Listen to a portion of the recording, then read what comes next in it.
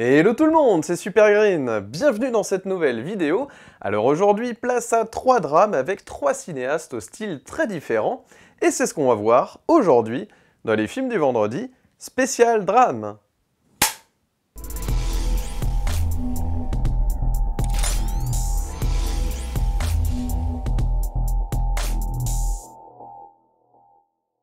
Salut à tous et bienvenue dans les films vendredi.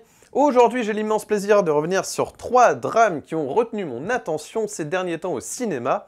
Et je commence sans plus attendre avec Médecin de nuit d'Eli Wajman, à qui l'on doit Alia avec Pio Marmaille, et également Les Anarchistes, beaucoup plus récemment.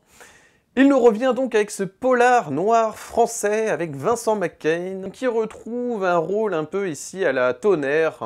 Si vous ne l'avez pas vu, je vous le recommande, c'était vraiment une pépite, j'avais beaucoup aimé. Vraiment, ça m'avait bouleversé, donc voilà, Tonnerre, un film social, vraiment assez dramatique, mais qui fait vraiment du bien, notamment, évidemment, pour cette catharsis que nous offre Vincent McCain, voilà, puisque... voilà, il nous fait du bien à travers ses déboires, souvent c'est ça que j'aime bien dans ses rôles, donc ça fait vraiment plaisir de le retrouver dans un rôle à peu près similaire, sur le type de personnage un peu écorché comme ça, donc moi ça me plaît vraiment. Alors je vous avoue que quand j'ai vu la bande-annonce, je me suis dit, je ne peux pas rater ce film, voilà, clairement.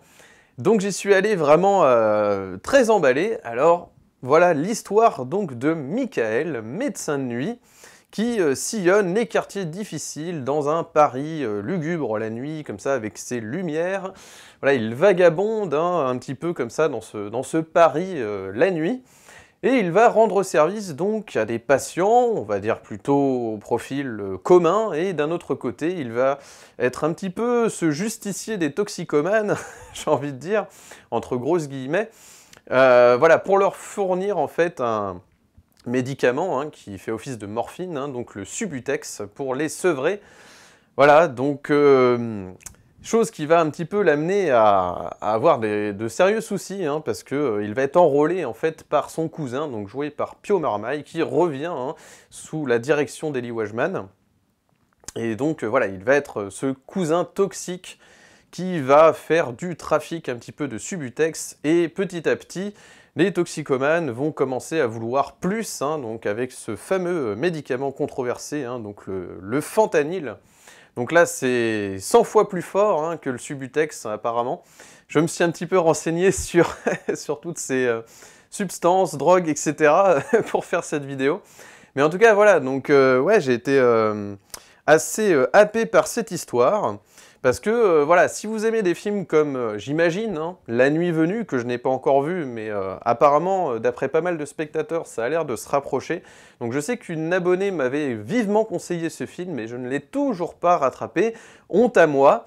Mais voilà, si vous aimez des films comme Drive, comme Taxi Driver, voilà, avec des personnages qui vagabondent comme ça, la nuit, avec ces lumières, avec cette tension, avec des personnages potentiellement dangereux, on ne sait pas, voilà, vous voyez, ce côté un peu mystique, vous allez adorer ce film, en tout cas, je l'espère pour vous, moi j'ai passé un très bon moment. D'autant qu'il y a aussi une autre couche, c'est pas simplement voilà, le thriller, etc. Il y a aussi, c'est aussi un drame dans un couple en fait, puisque Michael vit avec donc Sacha, interprété par Sarah Le Picard. Donc il est tiraillé entre cette femme et évidemment sa maîtresse, incarnée par Sarah Giraudot, donc Sophia. Cette maîtresse qui est un petit peu la figure en fait d'une sorte d'utopie pour ce personnage d'un monde sans problème. Vous savez, c'est un peu le drame de ces polars en général, c'est on a ce héros ou cet anti-héros, ce sera selon, vous verrez, c'est assez compliqué, c'est pas manichéen, c'est ça que j'aime beaucoup dans ce film. Ce Michael qui vraiment n'est pas heureux dans son couple, mais d'un autre côté, il aime quand même cette femme. Son travail l'amène justement à vivre beaucoup la nuit, donc ne pas être présent aussi dans son foyer. Donc en tant que mari, c'est compliqué, il a des enfants, enfin vous voyez, il y a vraiment une sous-couche vraiment de drame familial. Moi j'aime beaucoup ça, dès qu'il y a un côté un petit peu, vous voyez, où le personnage risque sa vie en fait, vraiment bah, voilà, pour subvenir à ses besoins, essayer d'avoir une vie à peu près correcte. Et c'est en cela que j'aime bien, c'est que la sous-couche sociale, en fait, apporte beaucoup de relief au personnage, à l'ambiance en général. Voilà, on pourrait se contenter finalement de Paris la nuit avec des soucis de toxicomane, et vraiment voilà, c'est autre chose, quoi. C'est aussi un vrai drame. Alors, les compositeurs, ils sont deux, hein, donc c'est Evgeny et Sacha Galperine. Je dois dire qu'ils ont fait un travail sur ce film formidable. Vous allez retenir le petit gimmick musical, hein, tout du long. C'est vraiment assez captivant. Et évidemment, la direction photo. Alors, il y en a deux directeurs photo. Alors, je ne sais pas ce qui s'est passé. Donc, on a David Chisaillé, qui était donc sur Le Sens de la fête. Je n'ai pas tout à fait retrouvé son style. En revanche, Noémie Gillot, donc qui a certainement dû, peut-être, je ne sais pas comment ils ont travaillé à deux, peut-être qu'il y a eu une rupture aussi je sais pas, de contrat avec Chisaye, il y a eu peut-être un souci pendant le tournage, je ne sais pas ce qui s'est passé. En tout cas, voilà, c'est un duo, donc on peut dire que la photo, en tout cas, est très réussie. Et contrairement au Sens de la fête, on voit que Chisaye, voilà, a suivi une directive qui était totalement différente, hein, là, sur ce film. Wajman qui a privilégié donc des plans plutôt, comment dirais-je, plutôt stables. C'est-à-dire que c'est très caméra à épaule, mais c'est plutôt bien stabilisé. Voilà, donc c'est vraiment, moi j'aime beaucoup quand même quand la caméra se pose, où il y a un vrai sens du cadrage. Et là, j'aime beaucoup la lumière, j'aime beaucoup les couleurs, il y a un côté très réaliste, il y a aussi un peu de grain, parce que voilà, c'est ça que j'aime bien aussi dans les rôles un peu sociaux de Vincent McCain, c'est quand on a une image qui n'est pas aseptisée. Et là, au contraire, c'est presque une image que je définirais comme clinique, hein, entre guillemets, c'est-à-dire qu'on a ce truc un peu médical, justement, hein, cette image, voilà, où quand vous êtes dans les hôpitaux, vous vous sentez mal, voilà, vous retrouvez cette ambiance-là avec ce médecin de nuit. Donc écoutez, c'est une très belle œuvre, le final m'a assez bouleversé, et m'a rappelé d'ailleurs, alors j'espère que ça va pas spoiler, mais vous voyez, ça me rappelle un peu la fin de l'Impasse, c'est-à-dire que voilà, il y a un côté où quand vous rentrez dans un système mafieux, vous n'en sortez jamais, et bah c'est un petit peu ça, on retrouve un peu les codes du genre, et en même temps c'est fait à la française, avec Vincent McCain, vous voyez, avec tout ce savoir-faire dramatique à la française, donc vraiment voilà. J'ai été beaucoup happé hein, pendant toute la séance. Ça m'a assez captivé et je pense que ce sera la même chose pour vous. Alors on est sur du 1h22 et c'est très suffisant, voilà, franchement c'est assez bien rempli, c'est assez généreux et ça n'en, voilà, pas de surenchère encore une fois comme j'aime bien, hein, comme vous le savez. Pas de surenchère sur ce film, juste ce qu'il faut pour vous laisser cette émotion. Il y a des situations cocasses aussi, vous verrez, avec Vincent McCain justement qui rend visite à certains patients un peu, un peu décalés. Et alors au début j'étais un petit peu surpris, j'ai eu un petit peu peur de la scène de ménage du début avec Sacha, donc Sarah Le Picard. Voilà, il y a eu une scène de ménage en anglais, vous verrez, j'en dis pas plus. Alors au début j'ai trouvé ça un petit peu curieux comme choix de mise en scène. Et puis finalement, voilà, ça passe assez bien, voilà, c'est du pinaillage, hein, vraiment, il y a des trucs comme ça, mais je pense que Wajman s'est fait un peu plaisir avec des moments de respiration, où il a voulu introduire des moments plus comiques, de temps en temps, voilà, de mettre du décalage, et voilà, ça permet vraiment de temps en temps de faire des pauses dans cette tension comme ça qui peut être un peu oppressante. J'ai vu qu'il y avait un avertissement d'ailleurs quand je suis allé donc le voir au cinéma, voilà, donc il y avait un avertissement justement pour le côté oppressant, ou je ne sais plus. Bon, je vous rassure tout de suite, hein, c'est pas non plus... Enfin, c'est tout à fait supportable, quoi. Je pense qu'on a vu pire, hein, en violence, voilà, en ambiance glauque comme ça au cinéma. Mais en tout cas, voilà, c'est efficace, ça fait bien le job, il y a une bonne direction photo, il y a une bonne direction d'acteur, un bon scénario, que demander de plus, et Vincent McCain, voilà, dans un rôle social, je n'en dis pas plus. Écoutez, pour moi, c'est un grand oui. Je passe maintenant au deuxième film, et il s'agit de La Nuée, de Juste Philippot, dont c'est le premier long métrage, un film de genre à la française, intelligent, ça fait bien longtemps qu'on n'a pas eu ça au cinéma, je ne sais pas ce que vous en pensez, si vous l'avez vu. Donc l'histoire de Virginie Hébrard, interprétée par Suliane Brahim, qui essaye tant bien que mal de concilier sa vie d'agricultrice avec celle de mère célibataire, hein, puisqu'elle élève seule ses 2 enfants. Donc voilà, pour sauver sa ferme, en fait, elle va se lancer dans le business des sauterelles, dans l'élevage de sauterelles sous serre. Et évidemment, ça va être assez compliqué dans un premier temps, puisqu'elle ne va pas réussir à produire assez de sauterelles pour ses clients. notamment un éleveur qui a besoin de ces sauterelles pour créer une farine, en fait, qui va lui permettre de nourrir ses canards. Donc voilà, donc très difficile en fait d'arriver à produire la quantité de sauterelles qu'il lui faudrait. Donc elle va, au cours d'un accident, trouver une solution sanglante, je t'en dis pas plus, qui va lui permettre voilà, de produire plus.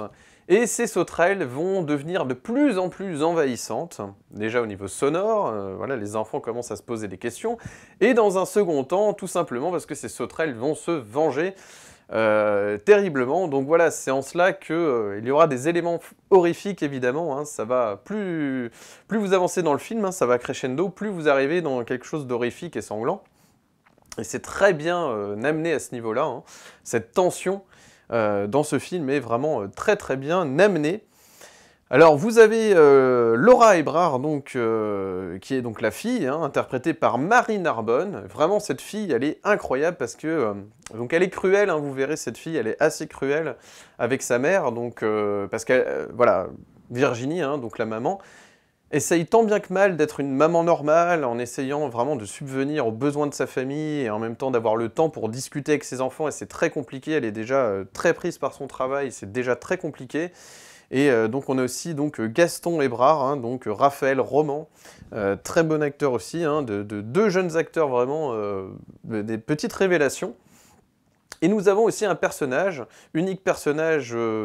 on va dire, enfin, c'est pas l'unique personnage masculin, mais ce que je veux dire, c'est voilà, c'est le personnage qui pourrait être potentiellement, voilà, créer une romance, qui pourrait potentiellement créer une romance en fait entre Virginie, donc et ce Karim, interprété par Sofiane Kam, voilà, qui essaye tant bien que mal aussi d'aider Virginie sur le plan psychologique, parce qu'il faut savoir que Virginie va petit à petit aussi péter un plomb en fait, hein, vraiment, parce que voilà, elle va toujours vouloir plus en fait pour sa ferme. Et donc, parfois, elle va se mettre en danger et même se sacrifier, vous verrez, c'est assez terrible. Mais j'ai pris une de ces claques. Alors c'est vrai que j'en entendais beaucoup parler, hein. Beaucoup de personnes me le recommandaient, j'avais vu aussi pas mal de voilà, les affiches, hein, et puis évidemment, il y a beaucoup de spectateurs hein, qui ont vraiment apprécié ce film.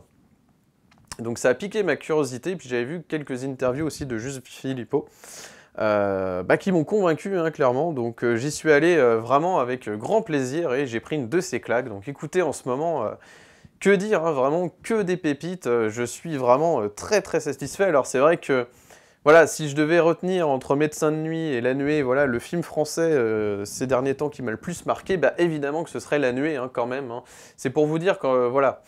Si vous devez choisir quand même en priorité un film entre ces deux films français, foncez voir d'abord La Nuée et ensuite Médecin de nuit, hein, dans l'ordre. Je sais, ça n'a absolument rien à voir, mais voilà, foncez en tout cas voir La Nuée si vous ne l'avez pas encore vu. C'est incroyable, il y a des références très subtiles et très bien faites à différents films de genre. Moi j'y ai vu beaucoup, voilà, une référence à Carrie hein, sur la fin, voilà, vous verrez, mais c'est absolument formidable. Donc de mêler comme ça le film de genre avec le drame social, c'est ce que j'ai toujours adoré. C'est ce qui a toujours permis aux films d'horreur, j'ai envie de dire, contrairement aux films d'horreur lambda, d'arriver à faire des grands films comme ça avec des codes du genre, horrifiques, fantastiques, vous voyez. Donc voilà, il y a du relief, les personnages sont très bien travaillés, c'est très intelligent, parce qu'on a aussi ce regard des autres familles, hein, donc vous verrez, il y a aussi des enfants cruels qui se moquent de la famille Ebrard, parce que voilà, c'est un petit peu des marginaux, ils sont un petit peu différents des autres, parce que voilà, ils sont un peu dans la galère, dans le besoin. Donc vous verrez, c'est assez cruel par moments aussi sur ça, et c'est justement, le propos est très bien vu. C'est très très bien vu, donc ça s'adresse... voilà, ça parle vraiment de tous ces agriculteurs qui galèrent, et en même temps donc les auto-entrepreneurs, hein, parce qu'évidemment c'est une période assez compliquée pour l'emploi, donc je trouve que ça tombe à pic ce film, hein, avec cette précarité de plus en plus forte.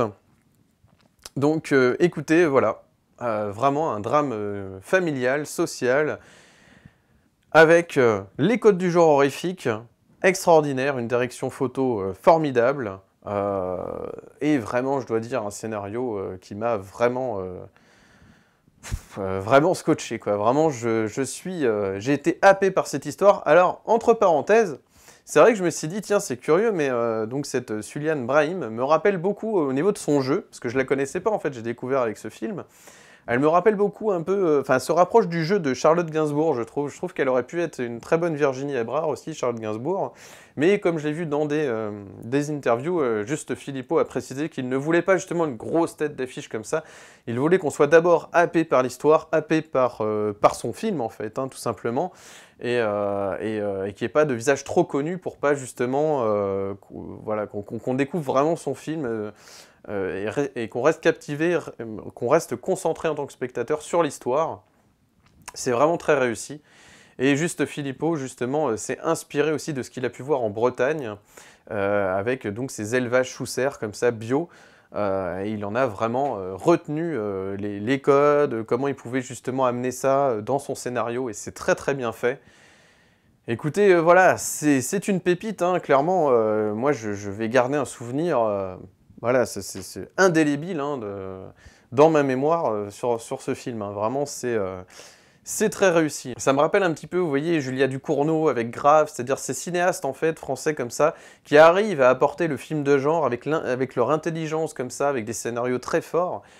Vraiment, voilà, c'est ce qu'il nous faut, quoi. Ce serait génial qu'il y ait de plus en plus de films comme ça, que les producteurs français voilà, continuent dans cette lignée. Voilà, ça permet vraiment d'avoir des très très bons films, de genre, hein, en l'occurrence. Mais vraiment, voilà, ça casse des codes, évidemment. On n'est pas dans le film de genre pur, voilà, hein, ça casse des codes. Mais il y a quand même une logique dans l'évolution du personnage principal qui rappelle les films de genre, vous voyez. Vous voyez, c'est pas tout à fait le même propos, mais vous voyez La Mouche ou de Cronenberg, où vraiment il y a ce côté un petit peu où il y a quand même une transformation chez Virginie, alors qu'il n'est pas, elle se transforme pas en sauterelle, hein, c'est pas l'idée, mais il y a un côté un peu comme ça dans les codes hein, de l'évolution du personnage, dans son comportement, dans sa folie, hein, elle va vraiment sur le plan psychologique, c'est intéressant aussi de voir comment elle va vriller. Donc écoutez, c'est une belle claque, voilà, je vais m'arrêter là pour parler de ce film, parce que, à part me manifester ma joie, ça pourrait durer des heures. Donc voilà, en tout cas, je vous encourage vraiment, hein, vraiment, ne ratez pas La Nuit au cinéma. En plus, c'est typiquement un film qu'il faut voir en salle, donc vraiment, voyez-le en salle, c'est une pépite. Je passe maintenant au troisième film, et il s'agit de Sound of Metal de Darius Marder, qui était co-scénariste sur The Plains Beyond the Pines. Si vous n'avez pas vu ce film, rattrapez-le, hein. The Plains Beyond the Pines, c'est une petite pépite. Hein. Je vous le recommande à 300%, n'hésitez pas, hein, rattrapez-le de toute urgence si ce n'est pas déjà fait. Donc Sound of Metal, avec Riz Ahmed dans le rôle d'un batteur hein, qui sillonne un peu les États-Unis avec son van. Et donc sa petite amie qui est la chanteuse du groupe, hein, c'est un groupe de métal underground, hein, je précise, parce que moi qui écoute pas mal de métal, c'est assez particulier. Donc du jour au lendemain, Riz Ahmed, hein, donc Ruben, va perdre l'audition, voilà, donc terrible, hein, vraiment... C'est vraiment terrible, donc du jour au lendemain, alors déjà qu'ils galéraient un petit peu, hein, c'est un couple qui galérait un peu, parce qu'ils avaient besoin vraiment d'avoir ces concerts pour pouvoir vivre dans ce van, etc. Et donc sa petite amie, donc Lou, hein, va l'encourager à entrer dans une communauté de personnes sourdes, dirigée par eh bien, Joe, hein, incarné par Paul Rassi. Et donc, chose qui est très difficile hein, pour un bien portant, un ancien bien portant, d'accepter en fait cette différence soudaine. Donc à ce niveau-là, c'est bien amené. Alors, nous avons des rôles secondaires qui auraient mérité d'être plus exploités, hein, voilà, vraiment plus travaillés. Il y a des petites choses comme ça hein, qui m'ont un petit peu dérangé, mais voilà, Diane, hein, donc incarnée par Lauren Ridloff, hein, vraiment, voilà, elle est géniale et ça aurait pu être intéressant de la voir un petit peu plus, dans plus de scènes un peu pédagogues envers ce Ruben pour essayer de le convertir, entre guillemets, en tout cas de l'aider dans sa surdité. Donc vraiment, c'est... Bon, ce qui est intéressant quand même, c'est que Ruben est prêt à tout pour revivre comme avant. Donc ça, c'est bien amené, parce que c'est vrai que c'est un sujet... Dès que ça parle de handicap, vous voyez hors normes, etc., voilà, il y a une communauté de personnes handicapées, ou là, en l'occurrence, sur hors normes, c'était des autistes. qui, voilà, sont pas satisfaits, n'ont pas aimé le film parce qu'il ne les représente pas assez, etc. Alors, il faut savoir que dans le cas d'Hornord, justement, c'était l'histoire de ces personnes, de ces éducateurs hein, qui travaillent dans une association. Voilà, c'est le travail du quotidien de ces personnes qui essayent d'aider les autistes. Hein. Ce n'est pas un film sur l'autisme à proprement parler. Bah là, c'est un petit peu pareil. C'est pas tout à fait un film qui va parler du monde sourd. Alors évidemment, si, il y a des références, etc. Mais c'est surtout sur la déchéance, hein, vraiment, cette fatalité qu'il y a, donc le destin tragique hein, de cet ancien bien portant, de cet ancien batteur de métal, qui perd l'audition, quoi. Donc vraiment, et qui fait tout finalement pour essayer de redevenir comme avant et de sauver aussi son couple, hein, parce que cette fille, voilà, peut pas rester avec lui, et puis voilà, ils peuvent plus vivre comme avant, en tout cas. Donc ce qui est beau quand même dans ce film, c'est le combat que va mener Ruben pour retrouver son audition. Alors évidemment, c'est pour ça que ça va en déranger certains, c'est-à-dire que peut-être qu'il aurait été plus intéressant, je ne sais pas, mais en tout cas plus salutaire dans le message, ça aurait été justement que Ruben accepte, mais c'est très difficile, hein, c'est terrible évidemment, mais que le film voilà, donne un message genre acceptez vraiment votre différence, essayez de, voilà, et c'est très très difficile, et donc c'est pour ça que la communauté est bien représentée des sourds, voilà, mais il faut quand même savoir que c'est l'histoire quand même de quelqu'un qui se bat pour redevenir comme tout le monde. Hein. Voilà, c'est vraiment ça, hein, finalement, le propos du film. Alors évidemment, avec cette scène finale, hein, ce plan final, que je ne vais pas révéler, qui montre quand même qu'il va y avoir, en tout cas, que Ruben va tendre vers l'acceptation, puisqu'il n'y a pas d'autre issue, évidemment, donc c'est ça qui est terrible. Mais est-ce que pour autant c'est une issue dramatique? Pas forcément, ça dépend comment on voit les choses. Si le film avait été peut-être plus pédagogue comme ça sur l'acceptation d'un handicap, peut-être que voilà, ce film aurait été plus feel good.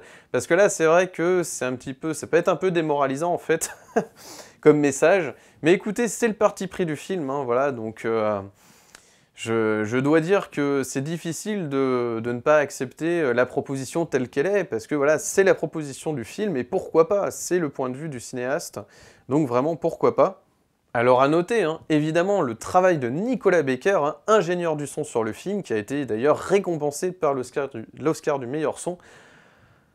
Incroyable son travail, hein. Vraiment, alors là, pour le coup, c'est ça qui est très fort dans le film, c'est d'arriver, vraiment, c'est un film aussi qui vous permet de rentrer dans l'univers hein, de la perception des sons comme ça de Ruben, qui est très particulière, parce qu'il va quand même essayer de trouver une alternative, hein, vous voyez sur l'affiche, avec ce dispositif auditif, qui va évidemment lui coûter beaucoup d'argent, donc il va devoir faire des sacrifices pour essayer de revenir un petit peu dans sa vie d'avant. Donc un parcours semé d'embûches très difficile, qui va le mettre dans une situation délicate, pour un résultat, vous verrez, qui n'est pas tout à fait satisfaisant, et ce résultat est matérialisé donc par ces effets sonores incroyables. Vraiment, c'est incroyable comment on peut restituer la perception des sens, et là en l'occurrence le sens de l'ouïe, par un travail comme ça, sur le son, incroyable sur ce film. Mais vraiment, Nicolas Becker, voilà, a fait un travail de dingue. Et pourtant, c'est quelqu'un qui, depuis des années, aurait pu recevoir l'Oscar. Vous voyez, il a travaillé sur La haine de Kassovitz, Le pianiste de Polanski, sur Gravity de Cuarón, voilà, Premier contact de Denis Villeneuve, voilà. Donc vous voyez un petit peu la carrière de fou. Et elle est couronnée, voilà, par cet Oscar qui est tout à fait mérité. Donc voilà. En tout cas, techniquement, c'est un film qui est formidable, c'est un film qui s'écoute. Alors, un film sur la surdité qui s'écoute, c'est formidable, mais c'est ça, c'est vraiment incroyable. Donc, écoutez, voilà, encore une fois, ce parti pris sur... on parle d'un ancien bien portant, etc. Vous voyez, c'est toujours délicat de parler de ça. Vous voyez par exemple aussi, il y a eu des films comme La famille Bélier, hein, bien sûr, qui sont beaucoup plus populaires, mais qui étaient quand même assez réussis et plutôt feel good pour le coup. Là, pas du tout, hein, on est vraiment sur quelque chose d'assez sombre, d'assez terrible. Hein, c'est un destin vraiment qui est anéanti par la perte d'un sens, quoi. Donc c'est en cela que c'est bien amené. À noter aussi la présence de Mathieu Amalric, hein, voilà, donc pas plus exploité que ça, hein. Ça aurait été plus intéressant qu'il ait peut-être un peu plus voilà, de présence à l'écran, mais en tout cas, voilà, c'est vraiment très très fort. Et Olivia Cooke voilà, plutôt convaincante hein, dans le rôle de sa petite amie Lou. Voilà, et comme je vous le dis, Lauren Ridloff, hein, voilà, qui interprète le rôle de Diane, aurait mérité un peu plus d'écriture. C'est dommage, en tout cas, de présence à l'écran, quoi, parce que c'est ça, quoi. On aurait voulu, en fait, que la communauté sourde puisse lui apporter quelque chose, vraiment. Et on sent que Ruben, finalement, trace sa route, quoi. Alors, cette fin peut nous amener à penser, sans spoiler, que peut-être il y aura une suite avec eux, on ne sait pas, en tout cas, voilà, je n'en dis pas plus, c'est possible. Mais voilà, en tout cas, il y a des questions qui restent en suspens, quoi, quant à son destin. Donc c'est ça qui est intéressant, hein, vraiment, ça laisse du débat, ça laisse de l'ouverture à la fin, donc vraiment, c'est assez plaisant à ce niveau-là. Voilà, donc écoutez, voilà, je suis assez emballé, pas totalement, parce que je pense que ça aurait mérité vraiment plus... Sur l'aspect psychologique, c'est assez bien vu, parce que Riz Ahmed fait bien le taf, mais sur la finalité du message, je pense que ça aurait pu être un peu plus clair, voilà.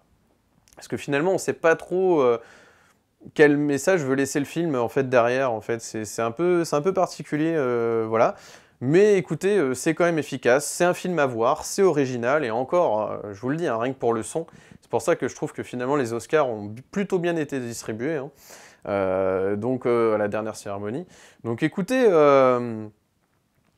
pour moi c'est un oui quand même, il vaut le coup d'œil, ou le coup d'oreille. En tout cas, voilà, il mérite d'être entendu. C'est un film qui mérite d'être entendu. C'est un peu particulier de dire ça, mais voilà, écoutez, pour l'expérience sensorielle, parce que c'est une expérience sensorielle, hein, vraiment, bah c'est réussi, voilà, à ce niveau-là. Donc écoutez, n'hésitez pas quand même à tenter l'expérience Sound of Metal, donc au cinéma. Si vous avez aimé cette vidéo, n'hésitez pas à mettre un pouce bleu, de vous abonner, d'activer la cloche pour ne manquer aucune nouvelle vidéo, et de me suivre sur Instagram, Steph_LFDV. N'hésitez pas à me suivre donc sur Instagram afin de découvrir les vignettes ou les thèmes de mes vidéos à l'avance. Je fais également des petits quiz, des contenus et parfois des lives notamment. Voilà, il y en a eu un avec mon ami Denis que je salue, donc voilà, n'hésite pas, hein, vraiment, s'il y a un autre thème où tu penses que je serais légitime d'intervenir, ça fait toujours plaisir, hein, c'est vraiment toujours un grand plaisir d'intervenir dans des lives. Et en attendant, donc, la prochaine vidéo devrait s'intéresser au nouveau film de Léos Carax. Il s'agit d'Annette, voilà, donc film qui a l'air plutôt attendu, hein, voilà, c'est un peu l'événement de ce Cannes 2021, donc écoutez, je suis assez intrigué, donc je pense que j'en ferai une vidéo unique, hein, uniquement donc sur Annette, voilà. En attendant, moi je vous souhaite un excellent vendredi, un excellent week-end, et d'ici la prochaine vidéo, comme toujours, n'oubliez pas, prenez les films pour ce qu'ils sont. Allez, ciao!